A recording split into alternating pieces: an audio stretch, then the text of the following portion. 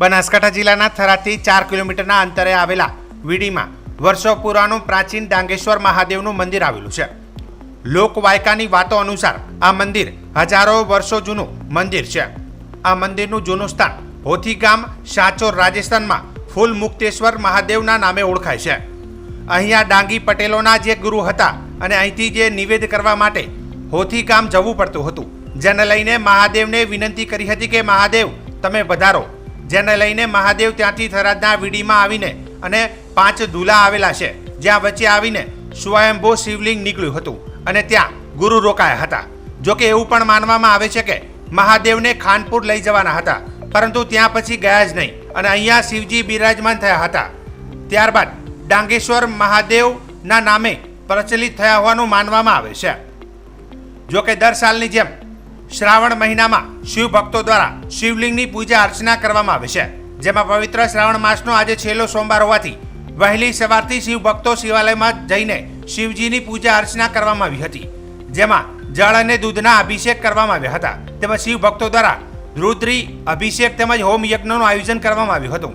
જે બાદ કાવડ યાત્રાના ભક્તો પણ આવી પહોંચ્યા હતા. ખાસ કરીને વાત કરવામાં આવે તો આજુબાજુના 10 જેટલા ગામડાઓના ભક્તો ડાંગેશ્વર મહાદેવના મંદિરે દર્શન કરી ધન્યતા અનુભવે છે. બોલે ડાંગેશ્વર મહાદેવ કી જય. અત્યારે આપણે થરાદની પશ્ચિમ દિશાએ થરાદથી 4 કિલોમીટર દૂર નર્મદા કેલાની પેલી સાઈડે ડાંગેશ્વર મહાદેવ વીડમાં અત્યારે ઉપસ્થિત છીએ બધા. અહીંયા આજે 2080 અને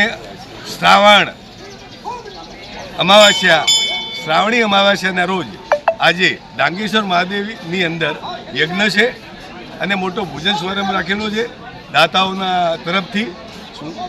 બધા દાતાઓ અત્યારે ભોજન સમારંભને યજ્ઞ કરાવે છે અને આખા થરાદની આજુબાજુની જનતા અને થરાદની પ્રોપર જનતા અને આજુબાજુના 10 ગામોની જનતા એ બધા અહીંયા આગળ અમાસના દિવસે બધા હાજરી આપે છે, યજ્ઞમાં પણ હાજરી આપે છે. આ જે મંદિર છે એ 5000 વર્ષ પુરાણું છે. આ ડાંગેશ્વર મહાદેવ કહેવામાં આવે છે. અત્યારે આમ એમનું ફૂલ મુક્તેશ્વર મહાદેવ જે અત્યારે એ જૂની જગ્યા રાજસ્થાનના હોથી ગામમાં આવેલી છે અને ત્યાં ફૂલ મુક્તેશ્વર નામથી ઓળખાય છે. પરંતુ અહીંયા ડાંગી પટેલોના એક ગુરુ હતા અને અહીંથી છેક નૈવેદ્ય કરવા માટે ત્યાં હોથી ગામ જવું પડતું. એટલા માટે વિનંતી કરી મહાદેવને કે મહાદેવ તમે પધારો. એટલે મહાદેવ પછી હોથી ગામથી અહીંયા પધારતા અહીંયા આવ્યા. અહીંયા 5 ઢૂલા છે, હજુ સાબુત છે વર્ષોથી એમને એમ. 5 ઢૂલાઓની વચ્ચે આવ્યા, ત્યાં સ્વયંભૂ શિવલિંગ નીકળ્યું અને બાપજી ત્યાં અહીંયા જ રોકાઈ ગયા.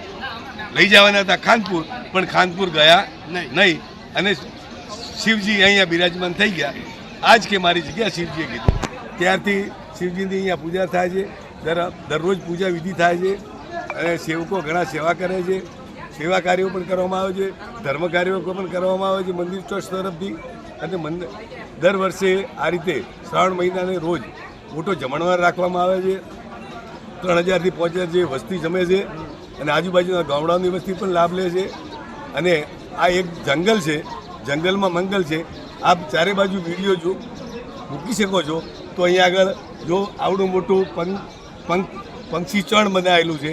અહીંયા જુઓ તો પક્ષી ઘર મોટું છે. આ બાજુ જુઓ તો યજ્ઞશાળા છે. 12 મહિના તમામ દિવસોમાં અઠવાડિયાની અંદર 3 થી 4 વખત અહીંયા યજ્ઞ થાય છે. પાણીની પૂરી વ્યવસ્થા છે. 2 વખતે બોર છે. અહીંયા આગળ બાથરૂમ સંડાસની વ્યવસ્થા છે. સંત સાધુ સંતોને રોકાવા માટેની વ્યવસ્થા છે. શું અહીંયા આગળ ભક્તો તરફથી સંપૂર્ણ સગવડ કરવામાં આવેલ છે. કોઈ પણ સાધુ સંત આવે તો એના માટે પણ અહીંયા ઉતારાની સગવડ છે, રસોઈની સગવડ છે, પૂજારી રાખેલ છે અને રસોઈઓ પણ રાખેલ છે. તો કોઈ પણ સાધુ સંત આવે અને ડાંગેશ્વર મહાદેવ તરીકે પ્રસિદ્ધ છે. નામ જૂનું પોતાનું હોથી ગામથી નો સ્થાન છે. ફૂલમુક્તેશ્વર મહાદેવ નામ છે અને અહીં વર્ષોથી ભક્તો દર્શન કરે છે અને હોમ હવન તથા આખો મહિનો પૂજા અર્ચના કરે છે. બરાબર.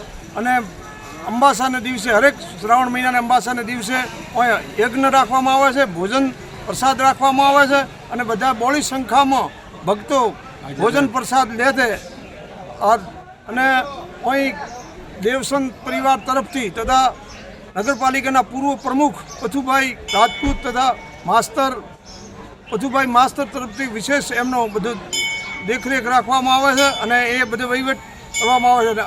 અતિ માણસો પ્રસાદ લે છે અને ભોળિયાનાથનો શાક પરસો છે અને અવની મનોકામના ભોળિયો શિવ નાગેશ્વર મહાદેવ પૂર્ણ કરે છે.